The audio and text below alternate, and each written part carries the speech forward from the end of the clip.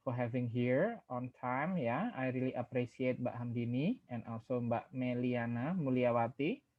Then we are while we waiting for your friends. Yeah, we start our sixth meeting today with the schedule, review, and discussion. So we are going to review our first till fifth meeting, and also I will give you a glance for our materials in sixth meeting. Ya, kita sharing. Sebelum sharing, mungkin ada yang ditanyakan?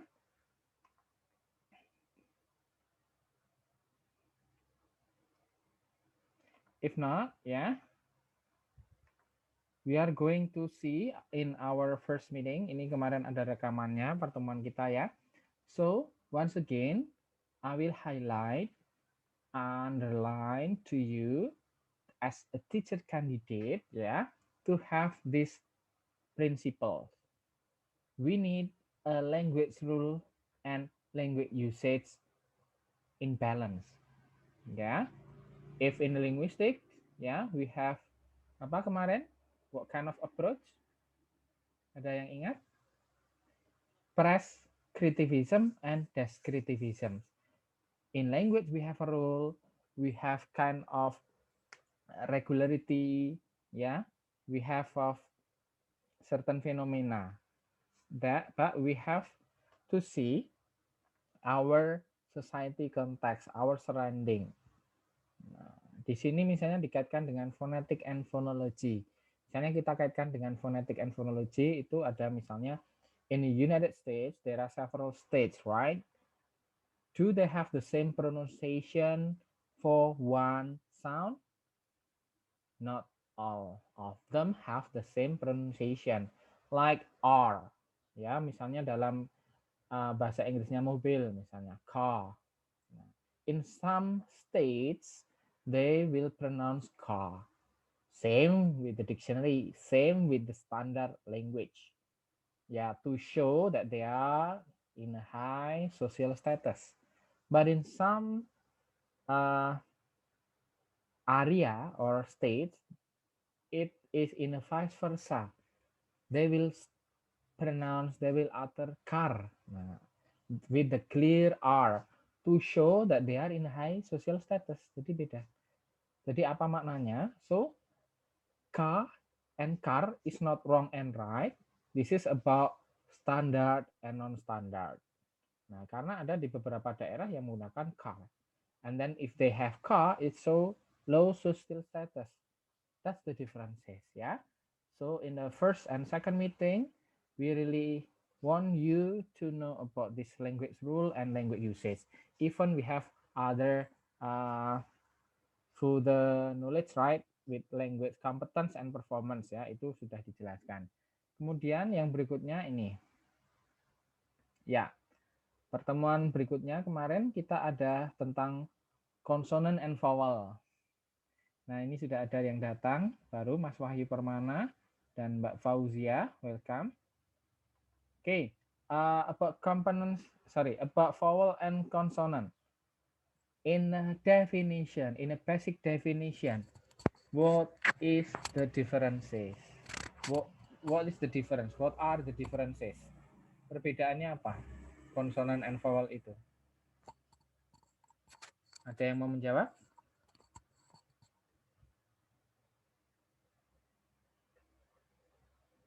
Yang membedakan ada di vocal trait ini. Ya. This one is the basic distinction. Vowel is unconstricted flow of air through vocal tract. Kalau consonant, completely or severely constricted flow of air through vocal tract. Ya, kuncinya di glotal itu kan. If we have flow of the air, jadi ini ibaratnya the origin of speech itu kan kita bernafas, kita mengeluarkan udara ya, this air itu bisa membentuk suara, can produce sounds. Nah, kalau vowel itu di dalam misalnya itu analoginya kan sudah disebutkan seperti pintu, pintunya itu tertutup rapat kalau konsonan. Jadi hampir tertutup atau sebagian besar tertutup. Jadi udara tidak bisa mengalir, ada saatnya seperti itu. Ya, praktekkan coba Kak Korsel. Beh, ini gap. Saat bilang beh kan, ge-nya ada sebuah kondisi di mana udara tidak bisa keluar. Nah, kalau vowel beda. Unconstricted, jadi tanpa adanya penghalang. Unconstricted flow of air. Nah, itu. Nah, sekarang review berikutnya. Kalau ada pertanyaan tentang feature. Karena untuk membedakan sound, vowel dengan vowel yang lain, konsonan dengan konsonan yang lain, kita memiliki feature kan kemarin ada feature of consonant, feature of vowel. Nah, what are the language feature of mau mana dulu? Misalnya vowel atau which one is consonant? Ada yang tahu feature of consonant? Ini ada yang menyusul datang ya, Mbak Mei, Mbak Inung, ya welcome. Feature of vowel untuk membedakan vowel, nah nanti dilihat lagi ya. Itu dibedakan menjadi apa? The head, ya ketinggiannya kan dalam kalau vowel kan mengacu ke ini, our mouth, our tongue, the position of our tongue dibedakan di situ ada yang high, ada yang middle, ada yang low, ya kan? Ada yang front, ada yang ini blade dan sebagainya. Lalu apalagi selain posisi depan, belakang, atas, bawah, tengah? Round.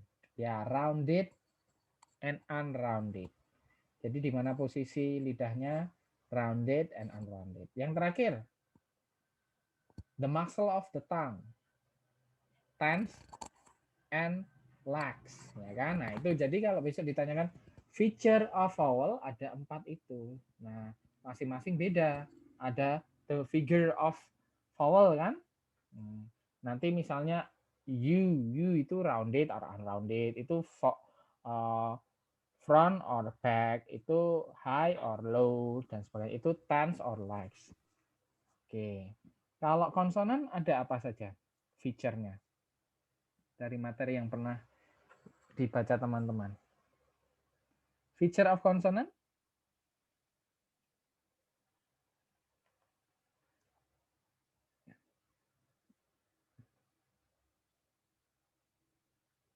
Ada yang tahu? Ada 3, seperti judul PPT ini. Voicing, ya. Karena ini voicing. Nah, voiced or voiceless. Jadi nanti sebuah konsonan itu dia masuk voiced or voiceless. Pembagiannya lalu place of articulation and then manner of articulation. Nah, there are 3 feature of consonant. Sejauh ini ada pertanyaan sebelum lanjut ke review berikutnya? Do you have any questions? Pak Randi, Melawati? Can you hear me? Mbak Amdini?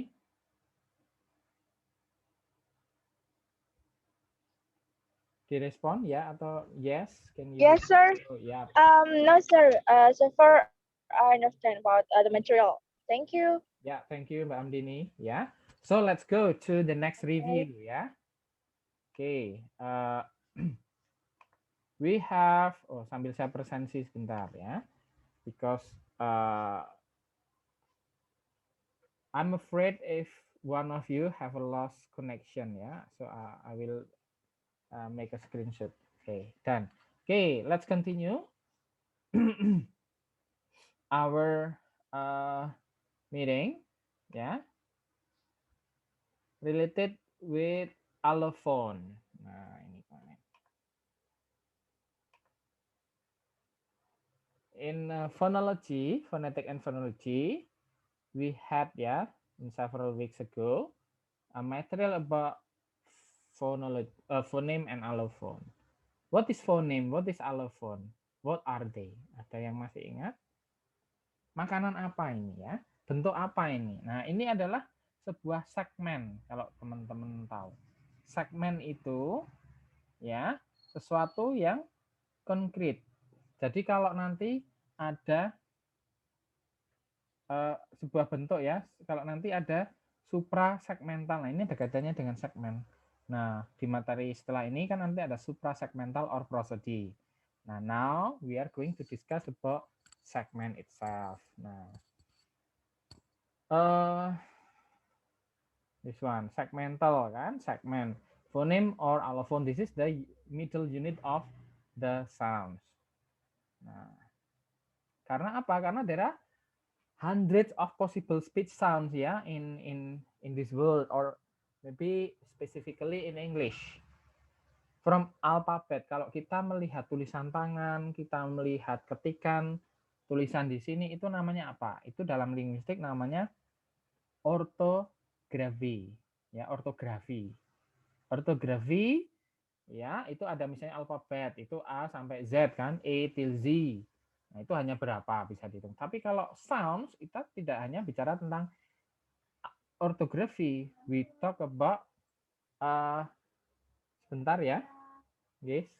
Maaf, ada tamu sebentar.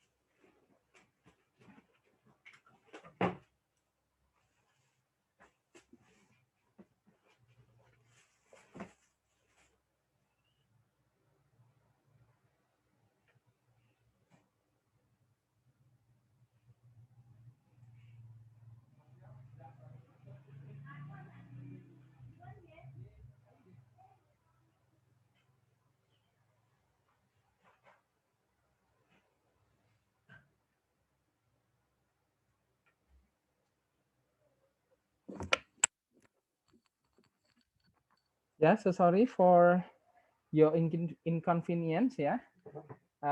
Let's continue. Kita lanjutkan ya. Segmental phonology. So we have hundreds of possible speech sound ya. Kita lanjutkan. Makanya itu ada allophone, phone, dan phoneme. Nah, di sini untuk mengetahui sebuah sound, phoneme, ya bentuk segmennya kan namanya phoneme ya. Phoneme itu bisa didefinisikan dengan minimal pair test namanya. Nah, karena phoneme itu kan unit dalam phonetic and phonology kan, unit dalam phonology. Jadi phoneme itu berbeda dengan yang lain atau sama dalam itu phoneme yang sama itu dengan minimal pair test. Contohnya dengan kata ini. Kita ingin tahu beh and beh itu satu fonem atau beda fonem ya. Nah, lalu kita pakai minimal pair test. Caranya adalah dengan meletakkan fonem tersebut, sounds tersebut ke kata yang sisa sounds-nya itu sama. Misalnya ait. Kita sisipkan ke B and B di situ ya, sama. Bad and bad. Kalau beh and beh itu merubah makna, itu artinya mereka berbeda. Mereka different phoneme. Tapi kalau ada dua sounds, misalnya di sini kita ambil the and the with the aspirated ya, ada hanya kecil dikit. Itu mereka membedakan makna tidak? Tidak. Itu berarti mereka hanya sounds tersebut hanya apa? Hanya beda allophone dalam satu fonem. Oh, allophone berarti variasi dari fonem gitu. Ya. Jadi allophone adalah variasi dari fonem. Contoh misalnya ini ada kata-kata kalau dalam bahasa Indonesia te ya sama. Misalnya orang Jawa bilang dengan misalnya butuh ya, butuh pakai teh. Oh, itu ada di kamus. Oh, itu fonem. Tapi fonem teh juga butuh. Saya butuh. Oh, orang Bali bilang misalnya seperti. Oh, itu butuh di situ tetap kata kerja tetap artinya sama, cuma beda, ada logat, ada accent yang dibawa. Itu hanya perbedaan alofon, tetapi sama fonem, ya. Itu. Jadi fonem itu bisa membedakan makna. Nah, alofon bentuknya seperti ini ya. Kalau te misalnya itu masih fonemik. Ya, kalau te and se itu alofonik atau fonetik. Nah, tugasnya dulu itu kan diminta dengan with your own words, please differ the differences between phonetic and phonology. Nah, di slide ini sudah merangkum. Jadi, phonology itu kan mental mind, in our mind, abstrak. Jadi, fonem ini adalah phonology dalam the level of phonology. Transkripnya berbentuk slash. Ya, karena fonik itu adalah abstrak or mental kategori. Jadi teman-teman kalau lihat Cambridge, Oxford, Longman, atau any kind of dictionary, coba dicek. Di dalam dictionary itu transcript sounds-nya apa? Untuk suggestion to the reader to pronounce in a standard way. Itu adalah memakai phonemic transcription, memakai slash. Karena itu the rule. It should it have to like this. Ya. Must be like this. Nah, itu kan karena aturan ya. Tapi kalau dalam realisasi, dalam daily activity, misalnya in class, among your friends, di jalan, dimanapun kita ujarkan apa yang ada dalam konsep kita, ada yang dalam mental kategori kita, itu kan sudah hanya ada di angan-angan, hanya ada di kognitif, atau hanya ada di kamus, atau sudah direalisasikan? Iya, sudah direalisasikan. Jadi ini ceramah seperti ini atau sharing atau review ini saya ngomong ini sudah berbentuk ya allophonic karena sudah realization. Lambangnya adalah in brackets gitu. Jadi kalau phonology atau phonemic transcription itu abstract or mental kategori, kalau phonetics atau yang allophonic transcription itu sudah realization. What we actually say. Ya, sudah dirangkumkan perbedaan fonem dan alofon, yaitu perbedaan level antara fonologi dan fonetik. Oke, lainnya ini teman-teman kemarin sudah dapatkan, kita hanya mereview sebentar ya. Dan analoginya dalam PowerPoint yang teman-teman baca itu kan we make an analogy like Clark and the Superman itself. Itu mereka itu sama. Hakikatnya mereka adalah the symbol S ya, mereka itu Superman. Tapi satunya dalam bentuk superhero, satunya kadang dia berbentuk dalam realization ya, dalam kehidupan nyata dia bisa bekerja di ini ya, Daily Planet. Satunya dalam kehidupan nyata juga dia bisa berubah menjadi superhero. Nah, itulah allophone. Dua itu hal tersebut itu sama-sama fonemnya Superman. Nah, kayak gitu itu dalam analoginya. Nah, kalau ini sudah berbeda misalnya. The different allophone and also with different phoneme. Tapi kasusnya tidak semua universal ya. Sebentar, ada di Thai, in a Thai language. Ya, kemarin saya sisipkan di mana. Nah, ini ya, in Thai language itu in English and Indonesia itu bentuknya p and p aspirate itu sama fonem cuma beda alofon ya. Di bahasa-bahasa seperti bahasa Indonesia dan bahasa Inggris, tapi di bahasa Thai itu p and p aspiratif sudah membedakan makna. Jadi kita lihat konteksnya ya, konteks bahasanya bahasa apa. Okay. Any question so far? Then we'll go to syllable ya.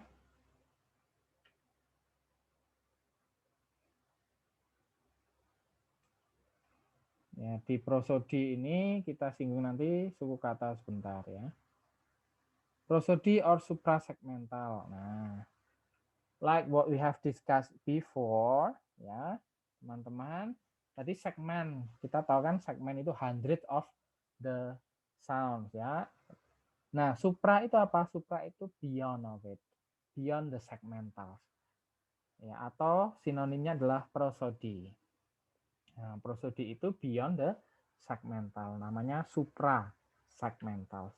Jadi dalam hundred of sounds tadi ada hal-hal yang mempengaruhi kita dalam berujar, utterance, mengujarkan sesuatu. Apa itu? Ya, ini kalau segmental itu fonem dan phone, kalau suprasegmental yang mempengaruhinya adalah ya ada pitch, loudness, length, nanti rhythm, ekstra banyak. Nah, itu yang disebut suprasegmental. Kalau definisinya ya ini apa? Prosodic feature that influence the segment, the phone or allophone. Nah, prosodic feature itu ada banyak tadi ya, salah satunya stress. Kita akan jelaskan di PPT kemarin ya, lebih mendalam tentang stress. Ada intonation, ada tone, ada length. Ya di dunia ini banyak.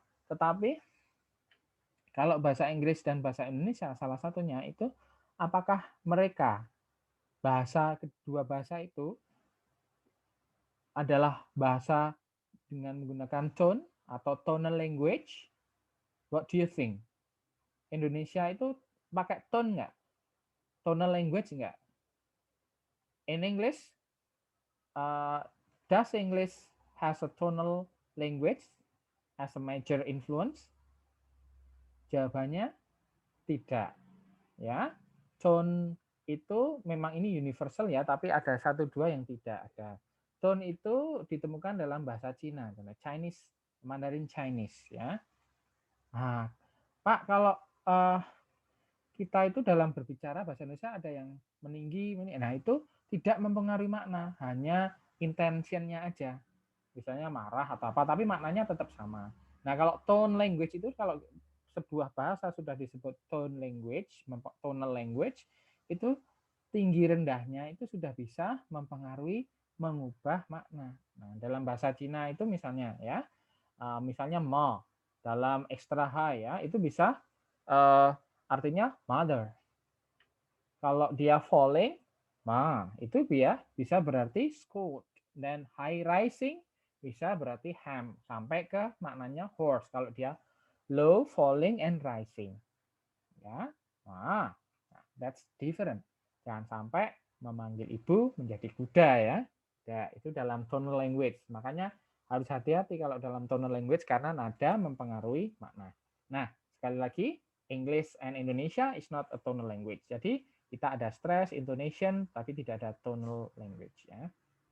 Nah, lanjut ke review.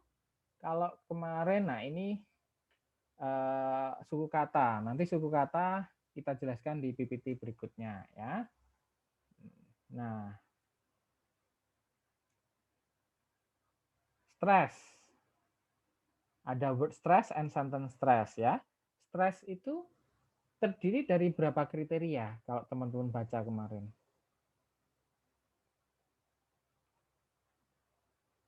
How many criteria of stress? Word stress first. Nah, pasti kalau ada sounds yang di stress, itu dia pasti beda di volume, beda di length, dan beda di the pitch. Ya, jadi ini misalnya ada teacher, beautiful, understand. Nah, continue. Tapi ada penekanan di situ. Longer in duration, higher in pitch, and louder in volume. Combine become one, that is stress. Jadi nanti ini UTS keluar ya. Jadi teman-teman harus banyak ini ya, banyak mempraktekkan juga, mengelaborasi.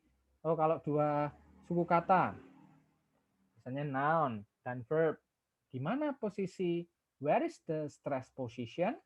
Oh, if noun is in the first syllable, center, object. Misalnya gitu. Kalau verb, release, admit, arrange. Nah, misalnya kalau ada compound nanti beda lagi ya. Kalau ada phrasal verb nanti beda lagi. Kalau ada word with added ending, misalnya economic.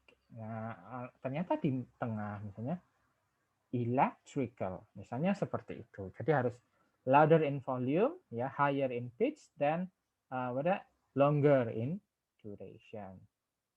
Tuh, nanti bisa mengklasifikasi mana di mana ya penekanan stresnya. Gitu. Nah, if in a word stress, the stress in a sound.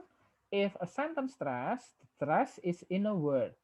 Jadi nanti kalau sentence stress itu yang ditekankan tiap katanya. Nah ini sentence stress itu disebut juga in English rhythm. Nah nanti kita sudah punya banyak prosodi kan tadi. Ada length, ada volume, ya, stress. Di sini kita ada rhythm. Rhythm itu nanti kalau bentuk stress dalam kalimat. Nah, yang di stress apanya? Jadi teman-teman harus tahu klasifikasinya itu content word and structure word seperti sintaks besok ya. Jadi any kind of auxiliary, conjunction, ya, the other helping verb itu dia masuk structure word, hanya kata-kata yang mendukung berdasarkan strukturnya. Ya, misalnya modals, auxiliary kan, may, can, atau conjunction, and, or, atau yang untuk progressive atau untuk perfect tense. Nah, itu namanya structure word. Itu yang unstressed. Nanti membentuk ritmenya itu. Kalau content words yang membawa makna, ya, seperti ya, part of the rest of the part of speech, seperti noun, verb, adjective, adverb, itu nanti dia di stress. Jadi nanti kalau ada susunan kata seperti ini, teman-teman bisa memilih mana yang di stress, ya, misalnya sell, car, gone, friends, karena dia adalah content words. Nanti yang structure words seperti will, lalu pronoun you, ya, misalnya ada my, because, atau to, itu yang ya have, ya, I have, ya, I've gone, ya, I've-nya yang di unstressed seperti itu. Nah, itu rangkumannya.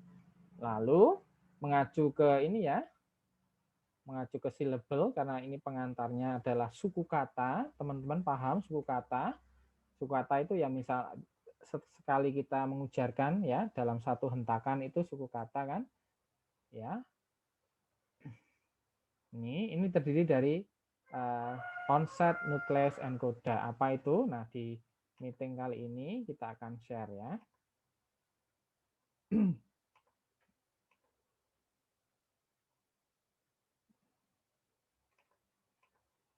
Nah, the syllable ya in English phonology.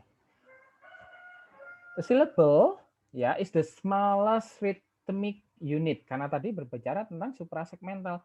Jadi rhythmic unit the smallest itu disebut syllables.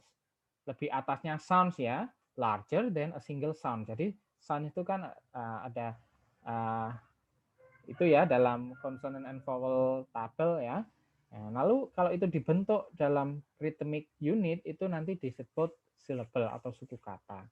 Suku kata ada yang terdiri dari bergabung-gabung sound ya, misalnya card itu ada consonant vowel consonant, ada hanya k consonant vowel, ada is vowel consonant, ada r. Terdiri dari satu sound bisa itu membentuk sebuah suku kata.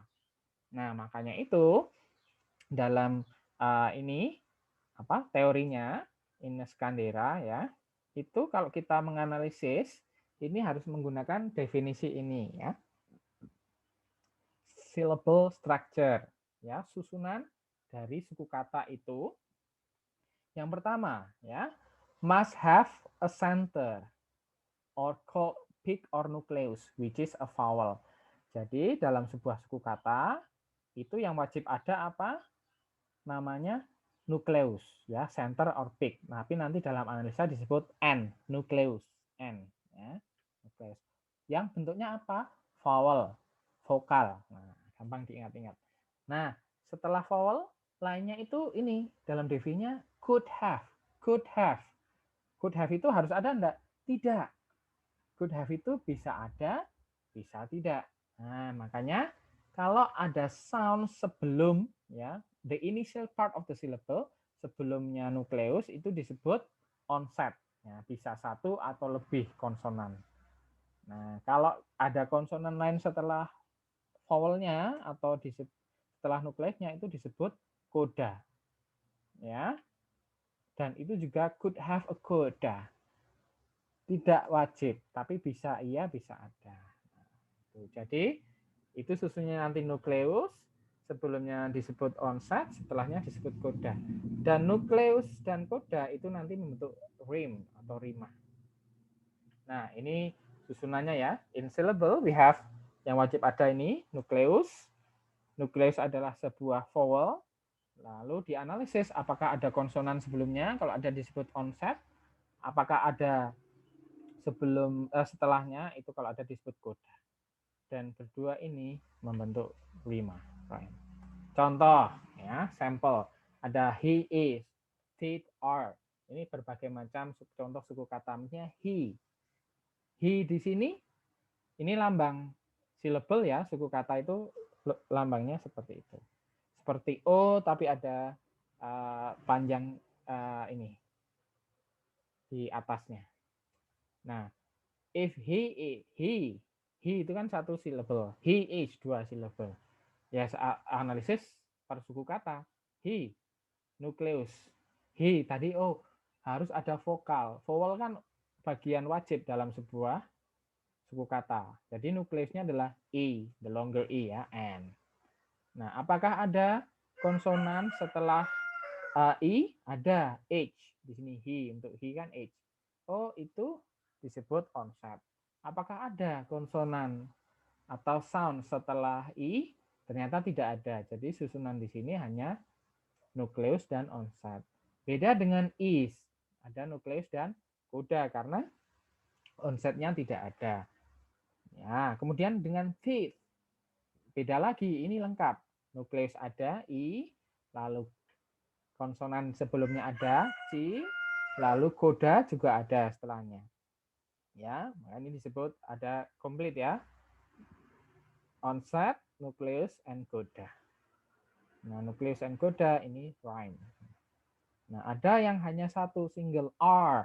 R itu ya nukleus. Kodanya tidak ada, nukleusnya tidak ada. Nah, itulah analisis dari suku kata ya, simple. Ini tidak rumit, hanya kita menganalisis sounds dalam sebuah suku kata karena sounds is the smallest tadi phoneme allophone, lalu dia berkembang kalau dalam rhythmic unit yang kita ucapkan itu ada namanya syllable suku kata. Ya. Dan ada latihan, maaf ada suaranya, dan ada latihan nanti bisa dielaborasi sendiri. Sekarang saya buka sesi tanya jawab kalau ada teman-teman ingin menanyakan materi-materi yang sudah dibaca.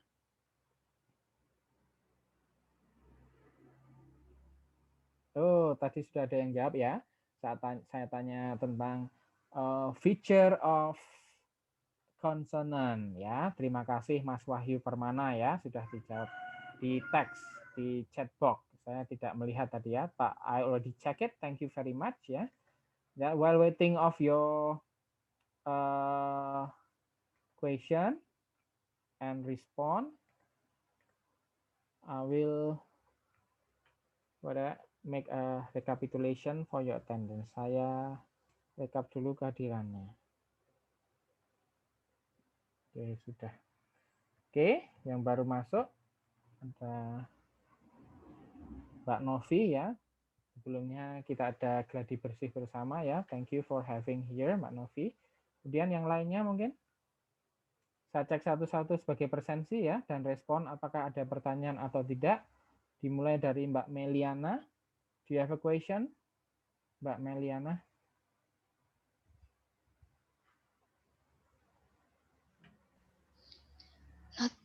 Not yet, sir. Oke, thank you Mbak Meliana. Thank you for your attendance. Kemudian Mbak Hamdini. How about you? Not yet, sir.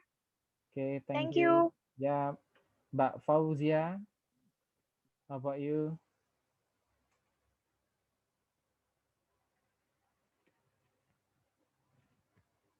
Oh yeah, maybe she has a difficulty in the internet connection, but I just saw the unmute one ya. Thank you, Mbak Fauzia. Mas Wahyu Permana, thank you for your response related with language feature. Itu yang saya maksud banyak baca. Jadi kita, oh this is the language feature of consonant, this is the language feature of vowel. Ada pertanyaan Mas Wahyu?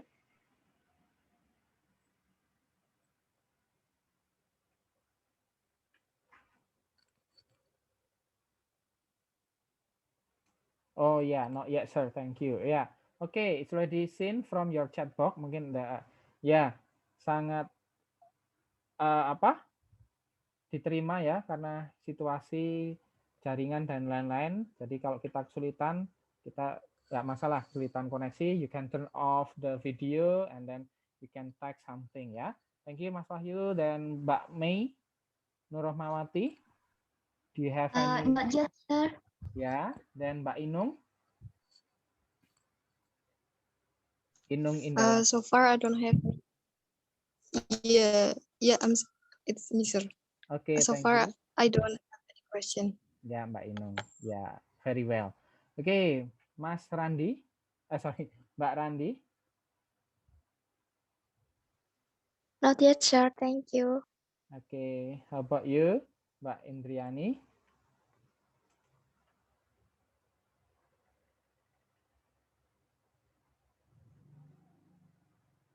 Okay, not yet. Then how about you, Mbak Novi? Mbak Noviana? Not yet, sir. Ya, thank you, Mbak Noviana. Dan Mbak Runisa? Not yet, Mister. Okay. Oh, we have a newcomer. Malak, ya? Welcome. Yes. Ya. Yes.